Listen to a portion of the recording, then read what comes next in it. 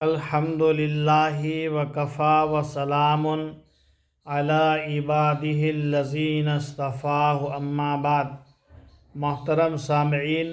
حضرت معین بن یزید رضی اللہ تعالی عنہ بیان فرماتے ہیں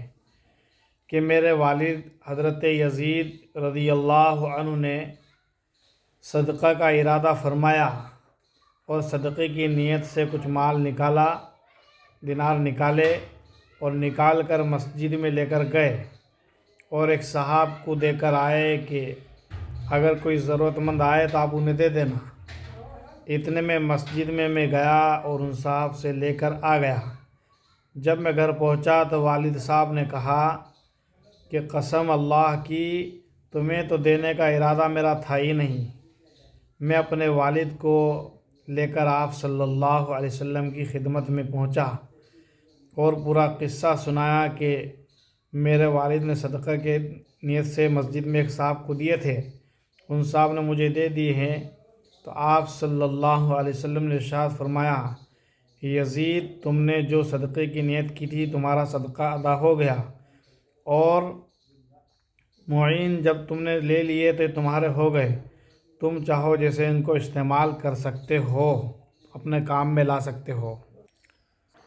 حضرت طاؤس رحمۃ اللہ علیہ کہتے ہیں، ایک صحابی نے رسول اللہ صلی اللہ علیہ وسلم کی خدمت میں حاضر ہو کر عرض کیا، یا رسول اللہ صلی اللہ علیہ وسلم، میں جب کسی نیک کام کا ارادہ کرتا ہوں اور اس کام کے لیے اٹھتا ہوں تو میرا ارادہ تو اللہ تعالیٰ کی رضا کے لیے ہی ہوتا ہے، لیکن ساتھ یہ ارادہ بھی ہوتا ہے کہ اس کو لوگ دیکھیں۔ آپ صلی اللہ علیہ وسلم نے یہ سن کر خاموشی اختیار کی۔ اس پر یہ آیت شریفہ نازل ہوئی، فَمَا كَانَ يَرْجُو لِقَاءَ رَبِّهِ فَلْيَعْمَلْ عَمَلًا صَالِحًا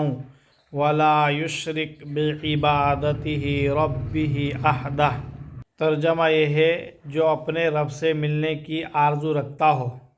اور اس کو اس کا محبوب بننا چاہتا ہو،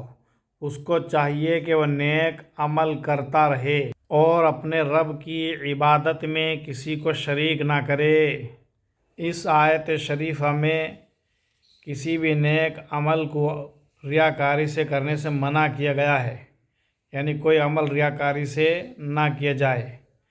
اور اسی ریاکاری کو شرک قرار دیا گیا ہے، یعنی خالص عبادت اللہ کے لیے ہے، اللہ کے علاوہ کسی اور کی نیت اور ارادہ کرنا یہ شرک ہے۔ اللہ تعالی ہماری حفاظت فرمائے، عمل کی توفیق عطا فرمائے۔